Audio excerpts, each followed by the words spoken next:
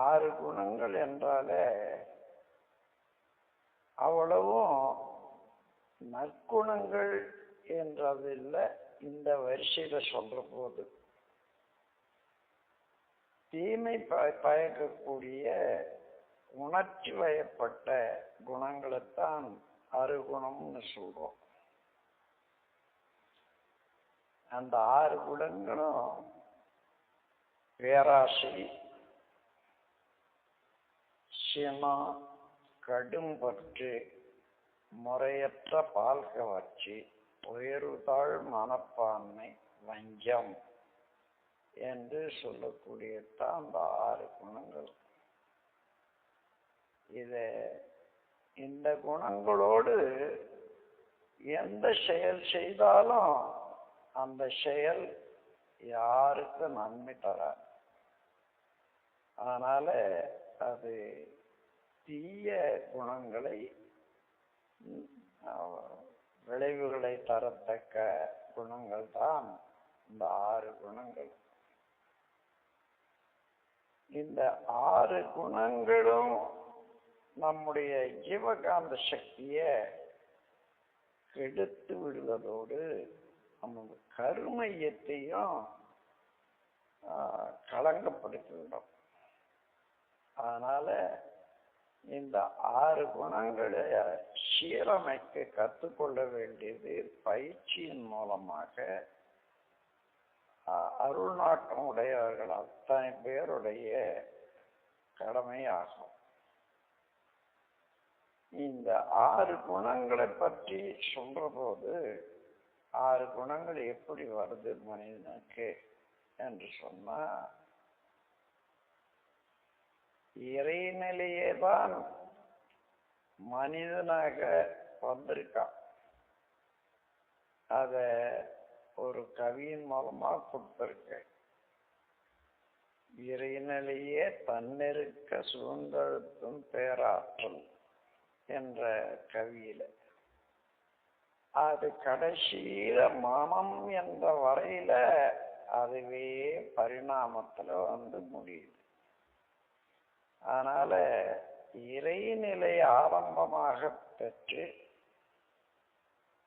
அது வளர்ச்சி தோறும் பரிணாமம், பிரபஞ்ச பரிணாமம் என்ற நிலையில பல நிலைகளை கடந்து மனித மனதுல வந்து நிறைவு பெற்று அவனே அவன் அறிந்து கொள்ளக்கூடிய நிலை வரும்.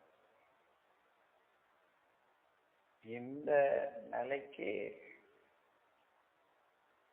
மனிதன் இந்த நிலையை உணர்ந்தால் இறைவன் தான் நானாக இருக்கிறான் என்ற ஒரு தெளிவு உண்டாகி அந்த தெளிவின் மூலமாக வாழற போது வெற்றியும் அமைதியும் உண்டாகும். அந்த தெளிவு இல்லாத போது இறைநிலை உயர்வுதான பிரபஞ்சத்துல அந்த உயர்வு மாத்திரம் உள்ளத்துல இருக்கிறது. அது அவன் அளவுல நான் பெரியவன், நான் உயர்ந்தவன் என்ற எண்ணம் வருதுன்னு சொன்னா உண்மையிலேயே இறைநிலை உயர்ந்ததுதான். அதனுடைய துணிதான் நான் உயர்ந்தவன் என்றது. ஆனால் அங்க என்ன இல்லை, மற்றவரும் உயர்ந்தவர்கள் தான், மற்றவர்களும் இறைநிலையிலிருந்து வந்தவர்கள் தான் என்ற நேர்நிறை உணர்வு இல்லாத போது இதை தன்முனைப்புன்னு சொல்லும். தானே உயர்ந்தவன் என்று இறைநிலையை அப்ப ஒதுக்கி விட்டுட்டு இவனுடைய மனநிலை மாத்திரம் எடுத்துக்கொண்டு நான் பெரியவன் என்ற பாருங்க, இதுதான் தன்முனைப்பு. இந்த தன்முனைப்பு 2 வித எண்ணக்கூடுகள் உண்டாகுது. தான், தனது. தானன்னா அதிகாரப்பற்று. எனக்கு அடங்கி இருக்கணும் எல்லாரும் நினைக்க. தனது என்றால் பொருள் பற்று. எந்த பொருளானாலும் அது எனக்கு சொந்தமா இருக்கணும், எனக்கு உரிமையா இருக்கணும் என்பது பொருள் பற்று. இந்த அதிகாரப்பற்று, பொருள் பற்று, இந்த இரண்டும், அந்த இரண்டு எண்ணக்கோடுகளும் எங்கிருந்து வருது? தன்முனைப்பு என்ற அறியாமையிலிருந்து வர்றதுதான். ஆக இந்த ரெண்டு எண்ணக்கூடுகளையும் நாம் சாதாரணமாக ஒரு தம்பதிகளை போல பாவிச்சு கொள்ளலாம் மனதுக்கு. இந்த இரண்டு எண்ண தான், தனது என்ற தம்பதிகளுக்கு 6 குழந்தைகள் பிறக்கிறார். அவைதான் பேராசை, சினம், கடும்பற்று, முறையற்ற பால் கவர்ச்சி, உயர்வாழ் மனப்பான்மை, வஞ்சம் என்ற 6 குணங்கள். காரணம் என்னன்னா, இந்த பேராசைன்னு சொல்றோம் பாருங்க, அதை எடுத்துக்கொண்டு பார்த்தீங்கன்னா அதனுடைய மறு உருவங்கள் தான் மற்ற 5. பேராசைய நீங்க சீர்திருத்திட்டீங்கன்னு சொல்லி வச்சுக்கோங்க, அதன் பிறகு மற்றெல்லாம், மற்ற குணங்கள் எல்லாம் நல்ல நற்குணமாவே இருக்கும். பேராசை அடங்காத போது அது வழியே செயல்பட துடிக்கிறீங்க, அதை தடுக்கிறாங்க ஒருத்தர், உடனே உடல்ல உள்ள சக்தி எல்லாம் சேர்ந்து கொண்டு அவனை அழிக்க வேணும் என்ற எண்ணம் வருது பாருங்க. இதுதான் சினம். பேராசை, சினம், கடும்பற்று. இந்த பொருளெல்லாம் எனக்கே இருக்கணும், இன்னொருத்தர் தொடக்கூடாது, எனக்கு தேவையோ தேவையில்லையோ யாருக்கும் கொடுக்கூடாதுன்னு தனக்காகவே குவித்து வச்சு கொண்டு அதை பார்த்து கொண்டிருக்கக்கூடிய எண்ணம் இருக்கு பாருங்க. இதுதான் கடும்பற்று. இதுவும் ஆசைத்தானே. பேராசை, சீனா, கடும்பற்று. முறையற்ற பால் கவர்ச்சி. பால் கவர்ச்சி என்பது ஒருவருக்கொருவர் ஆணும் பெண்ணும் உளம் விரும்பி ஏற்றுக்கொண்ட பிறகு அதிலிருந்து நட்பு உண்டாகிறது தான் அது கணவன் மனைவி உறவு. அது சரியானது. ஆனால் அதற்கு முன்னதாக ஒத்துக்கொள்ளாத போதோ பொருந்தாத போதோ ஒருதலை பட்சமாகவோ ஒரு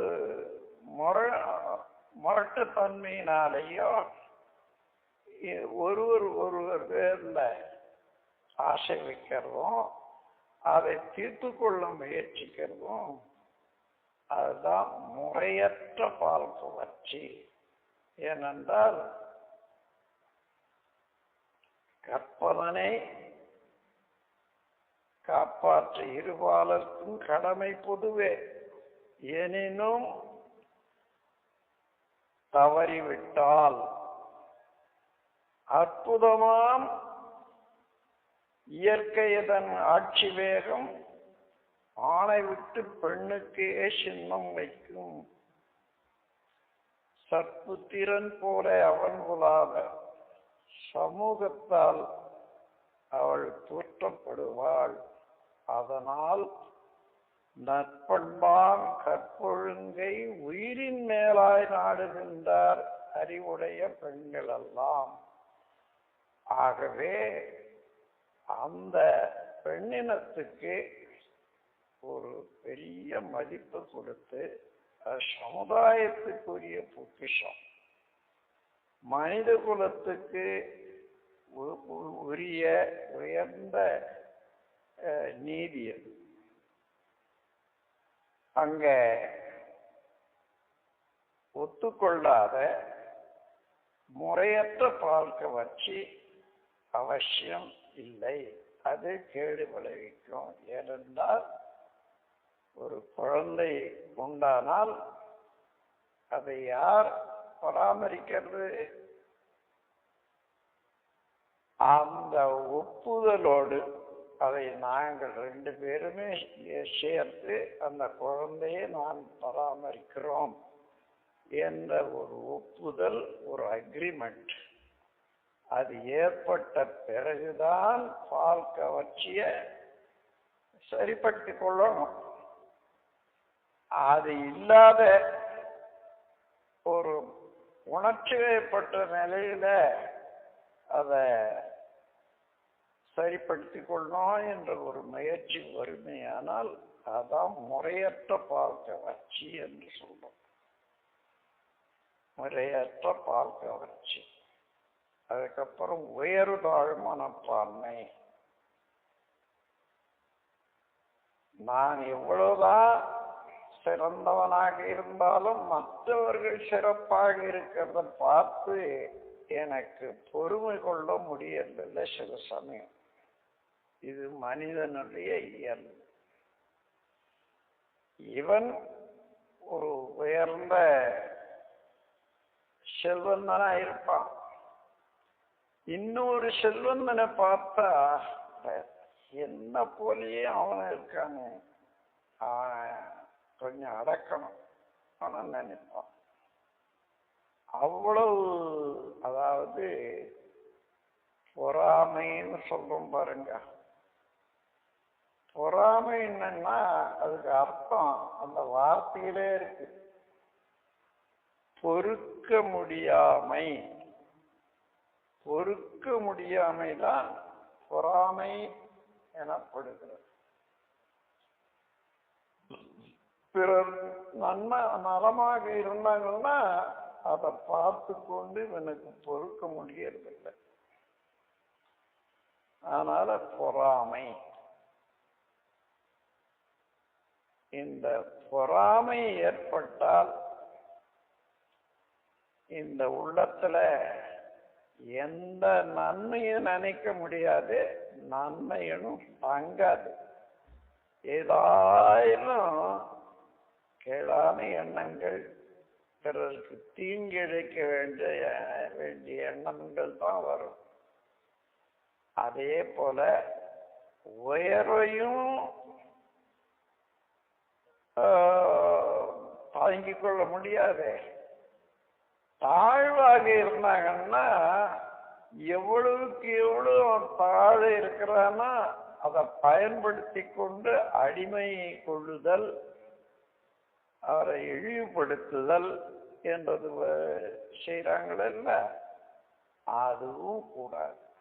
இந்த உயர்வு தாழ்வு என்ற மனப்பான்மை விட்டு அவரும் மனிதன்தான், நானும் மனிதன்தான், ஒருவருக்கொருவர் எந்தெந்த விதத்துல உதவி செய்து கொண்டு வாழணும்.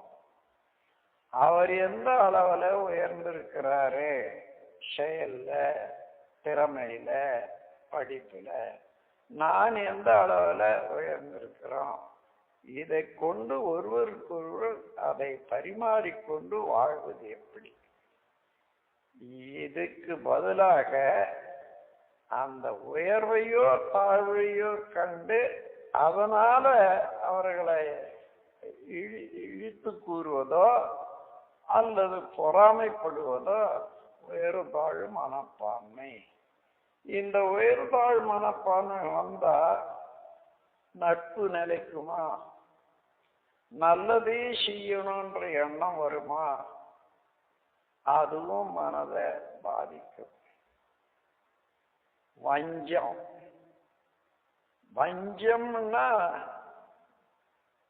அது உண்மையான அர்த்தத்தை நாம் சரியா தெரிஞ்சுக்கணும். ஏதோ சினம் வருது, ஏதோ அவன் அவன் செய்ய செயல் பிடிக்கல, இவனுக்கு சினம் வருது. அந்த சினத்தின் பேர்ல அவனை அடிக்கணும்னு போறான். ஆனா அதே நேரத்துல அவன் பக்கத்துல அவனுடைய நண்பர் 2 பேர் அங்க நிக்கிறாங்க. அவன் பார்த்துட்டான். இந்த சமயத்துல அவனை அடிச்சன்னா அவன் 2 பேரு என்னை தீர்த்து கட்டிடுவாங்க. அதனால இப்ப அவன் அடிக்க கூடாது, அவன் தனியா போற போது பார்த்துக்கலாம் என்று ஒதுக்கி வைக்கிறான் பாருங்க. தீமை செய்யக்கூடிய வேகத்தையும் திட்டத்தையும் ஒதுக்கி வச்சுட்டு காலத்தை எதிர்பார்க்கிறான, அதுக்கு பேர் தான் வஞ்சம். இது சாதாரணமா கூட நம்ம நாட்டுல குடும்பங்கள்ல பார்க்கலாம். ஒரு வீட்டுல கணவன் மனைவி இருப்பாங்க. அப்பாவோ அம்மாவோ, அதாவது பெண்ணுக்கு அப்பாவோ அம்மாவோ வந்திருக்கிறாங்கன்னு வச்சுங்க. அந்த சமயத்துல அந்த பெண் ஏதோ பேசுறா. இவனுக்கு சாதாரணமா அந்த மாதிரி கொஞ்சம் துடுக்கா பேசினா உடனே அடிச்சு கொடுத்து பழக்கம். அதே போல கையும் போகுது, மனமும் போகுது. ஆனா உடனே பார்க்கறான், இந்த பெண்ணுக்கு அப்பா இருக்காங்க, அவன் என்ன தீர்த்து கட்டிடுவான். அல்லது அம்மா இருக்காங்க, சும்மா விட மாட்டாவோ சொல்லி அவங்க போகட்டும், அதுக்கப்புறம் பார்த்துக்க. சரின்னு அவங்க பஸ் ஏறி போயிட்டாங்கன்னு தெரிஞ்ச உடனே இங்கிருந்து குடிய முடிச்சுக்குவான். நீ என்ன சொன்ன என்ன சொன்னேன்னு. இதுதான் வஞ்சம். இருப்பு கட்டி வச்சு, சினத்தை இருப்பு கட்டி வச்சு காலம் வர்ற போது தீர்த்து கொள்ளலாம் என்ற எண்ணமும் அதுக்குரிய செயல்களும் வஞ்சம். இந்த வஞ்சம் என்பது ஆரம்பிக்கிற காலத்திலிருந்தே அது தீர்த்து முடிகிற வரைக்கும் அவன் மனநிலை எப்படி இருக்கும்னு பாருங்க. ஒரு மனிதனுடைய மனநிலை புயலாக இருக்கும்.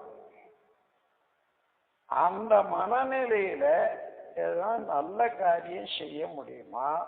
அவன்தான் நீதியாக வாழ முடியாது. ஆகவே இதெல்லாம் அந்த ஆசையின்பால், தன் பேர்ல தனக்கே இருக்கணும் என்ற ஒரு ஆசையின்பால், அந்த ஆசை வேறுபடுற போது பேராசை, சினம், கடும்பற்று, முறையற்ற வாழ்க்கை வச்சு, உயர்வாழ் மனப்பான்மை, வஞ்சம், இதெல்லாம் பார்த்தீங்கன்னா ஆசையின் வேற்று உருவங்கள் தான். ஆசை சீரமைத்துட்ட இந்த 6 குணங்களும் நிற்காது. ஆசை சீரமைத்தால் அது மன திருப்தி, மன நிறைவு என்பதாக மாறிடும். சினம் என்னாகும்? பொறுமை, சகிப்புத்தன்மையாக மாறிடும்.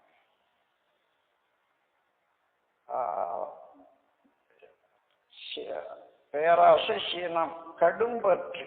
கடும்பற்று எப்படி? ஈகை, நமக்கு போதும், அவர்களுக்கும் கொஞ்சம் இருக்கட்டும், அவருக்கு கொடுக்கணும், இவருக்கு கொடுக்கணும் என்ற அளவுக்கு ஈகையாக மாறும். அப்புறம் உயர்வாழ் மனப்பான்மை, நேர் நிறை உணர்வு. எல்லாம் அவனும் பிறந்தான் நானும் பிறந்தேன் வாழ்ந்து கொண்டு இருக்கிறோம். வாழும்போது இப்படி எல்லாம் வாழ்க்கையில நடக்குது. ஒரு நாள் வரப்போகுது, சரி நானும் மூச்சு விட்டுவிடுவேன் அவனும் மூச்சு விடுவான், அவ்வளவுதான். எல்லாம் ஒன்னாதான் இருக்கும். இதுல ஒண்ணும் இல்லை. இதுல ஒருத்தருக்கு ஒருத்தர் உதவி செய்து வாழக்கூடிய திறமையில தான் உயர்ந்தாளுதே தவிர வேற ஒண்ணும் இல்லைன்னு எல்லாரும் நேர்நிறை உணர்வு என்று சொன்னா இறைவனுடைய இறைநிலையினுடைய கருணையில செயல்ல எல்லாம் ஒண்ணுதான், வித்தியாசமே இல்லை. இந்த உலகமே ஒரு பெரிய பழைய பள்ளி. ஒவ்வொருவருக்கும் புதிய பாடம் தினந்தோறும். பலகலை கற்றோர்க்கும் பாமரருக்கும் பகிர்ந்து தரும் இன்பம் துன்பம் எனும் பரிசு. இதுதான் உலக நீதி. அந்த நீதியின் கீழே எல்லாரும் சமமா என்ற நேர்நிறை உணர்வு வந்துட்டுன்னா உயர்வு தாழ் மனப்பான்மை போய்விடும். வஞ்சம் என்பது சினம் வந்து இருப்பு வச்சதானே. ஆனா சினம் எவ்வளோதே நமக்கு நம்ம முறைப்படி சினம் வரக்கூடாது, சினத்தை தவிர்க்க வேணும். சினத்தை தவிர்த்து விட்டோமானா மிச்சம் இருப்பது என்ன? அமைதி, பொறுமை. அப்போ வஞ்சம் என்பது இருக்காது. அந்த வஞ்சம் என்ன ஆகும்? மன்னிப்பு. சினத்தை விட்டுட்டீங்க, அவங்களுக்கு நாம் ஒன்றும் செய்யக்கூடாது, நல்லா இருக்கு. அது மாதிரி மன்னிப்பு என்பதாக மாறிடும். ஆசை நிறைமனமாகவும் சினம் அமைதியாகவும் அதில் சகிப்புத்தன்மையாகவும் கடும்பற்று ஈகையாகவும் முறையற்ற பார்க்க வச்சு கற்பாகவும் உயர்வாழ் மனப்பான்மை நேர்நெறி உணர்வாகவும் வஞ்சம் மன்னிப்பாகவும் மாறிவிடும். அப்படி மாற இல்லையானால் இந்த 6 குணங்களும் மனிதனிடத்த செயல் வடிவம் பெற போது 5 பழிச்செயல்கள் வரும். 5 பெரும் பழிச்செயல்கள்னா பொய், கொலை, களவு, சூது, விபச்சாரம். இவைகளெல்லாம் 5 பழிச்செயல்கள் சொல்லுவோம். இந்த பழிச்செயல்கள் மூலமாக மனிதன் வாழ முடியுமா? அந்த வாழ்க்கையில அவனுக்கு எந்த முறையில வாழ்க்கை அமையும் பார்த்தோம்னா துன்பமயமாகவே இருக்கும், தனக்கும் பிறருக்கும். ஆகவே இந்த 6 குணங்களையும் முறையாக சீரமைத்துக் கொண்டு அவைகளை மாற்றியமைத்துக் கொண்டால் மனிதன் வாழ்வு தூய்மையாக இருப்பதோடு 6 குணங்கள் தூய்மை செய்தாலே நீண்ட காலமாக வந்த வினைப்பதிவுகள் எல்லாம் தானாகவே சமமாகிடும். அப்படி சமமாகிற போது இறைநிலை உணர்வும் தவத்துல உள்ள ஒரு பற்றும் ஏற்படும். அதன் மூலமாக இறைநிலை உணர்ந்து மனிதன் தூய்மை அடைந்து முதல்ல விலங்கின வாழ்க்கை விலங்கின குணத்திலிருந்து விடுபட்டுடுறான். இங்கே இந்த 6 குணங்களை சீரமைத்து கொண்ட உடனேயே பயிற்சியில் செய்யவே மாட்டான். அதனால விலங்கின குணத்திலிருந்து விடுபட்டுடுறான். முதல்ல மனிதனாக மாறலாம். மனிதனாக மாறின உடனே நான் யாரு, இறைநிலையில இருந்து பரிணாமத்துல இவ்வளவு காலம் தாண்டி இப்பொழுது நான் மனிதனாக இருக்கேன். இப்ப நான் சேர வேண்டிய இடம் இறைநிலையோட என்ற எண்ணமும் அதற்குரிய பயிற்சிகளும் அதற்குரிய வாழ்க்கை முறைகளும் அவனுக்கு வந்துடுற போது இவனே இறைவனாக மாறுகிறான். முதல்ல மனிதனாக மாறுறான், விலங்கினத்துல இருந்து மனிதனாக மாறுறான், அடுத்தபடியாக தெய்வமாக மாறுகிறான். அதுதான் மனிதன் வாழ்க்கையில அடைய வேண்டிய பேரு. அந்த பேரு அடைய வேணுமானால் இந்த 6 குணங்கள் சீரமைக்க வேண்டும்.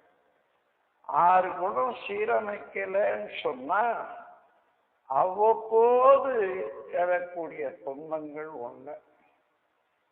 இந்த 6 குணங்கள் சீரமைக்கலன்னு சொன்னா அதனுடைய விளைவு என்ன பாருங்க. நம்முடைய ஜீவகாந்த சக்தி அதிக வேகமாக செலவாயிடும்.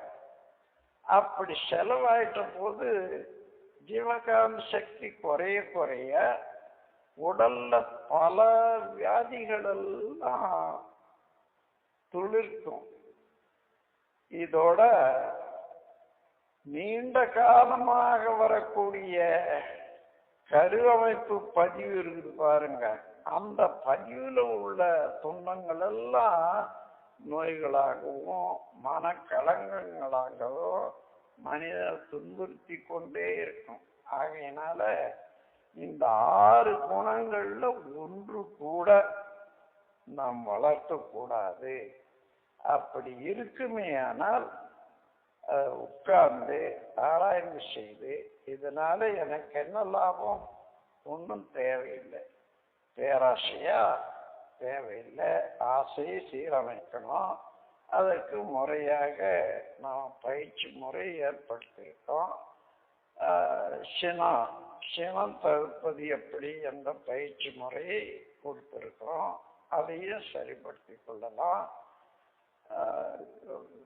ஈகை இல்லாத மனித குலத்துல வாழ்க்கை சரியாக இருக்காது.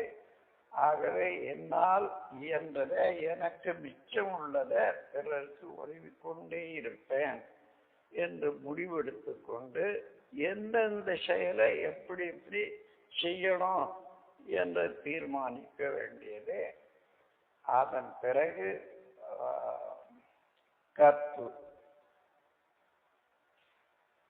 முறையற்ற பால்கவற்றிலிருந்து விடுபடுறதுக்கு கற்புனுடைய மேன்மையும் அது தத்துவ முறையிலையும் சரி விஞ்ஞான முறையிலும் சரி அதனுடைய பயனை தெரிந்து கொண்டு அந்த வழியில கற்பை பாதுகாத்து கொள்ற அவசியம். அந்த பயிற்சியும் வேண்டும். அதன் பிறகு வஞ்சம் மன்னிப்பாக மாறும். இந்த 6 குணங்களும் 6 வற்குணங்களாக மாற்றிவிட்டால் மனிதனே தேவன்தான். தேவன் என்று சொன்னா தெய்வன் என்ற வார்த்தை தான் தேவனும் அறிவு வந்திருக்குது. அதனால தெய்வனாக மாறி விடுகிறான். அதே போல அது யாருக்கோ அல்ல, ஒவ்வொருவருக்கும் அந்த ஆற்றல் இருக்கிறது. இறைநிலையை தவிர்த்து பிரபஞ்சத்துல இன்னொன்று இல்லை. அதனுடைய பரிணாமத்துல வேறு வேறான இயக்கங்களும் விளைவுகளும் வர்றதை வச்சுட்டு ஒவ்வொன்றும் ஒரு பேர் தனிப்பேர் வச்சிருக்குமே தவிர ஒரே விதை எப்படி மரமாக வளர்ற போது அது அடித்தண்டு, கிளைகள், இலை, பூ, காய், பழம், கொட்டைன்னு வருதா?